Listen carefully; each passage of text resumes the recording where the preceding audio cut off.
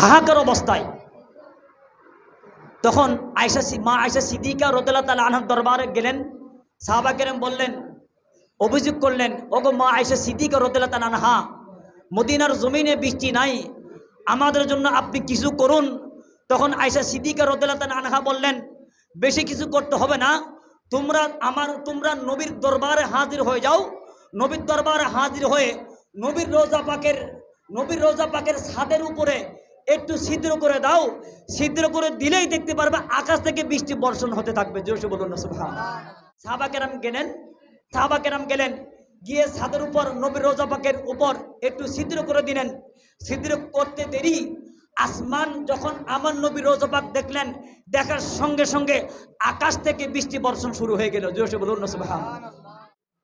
তো নবী এই জন্য কিতাব প্রমাণ, হায়াতি খৈরুল লাকুম ওয়া মামাতি খৈরুল লাকুম।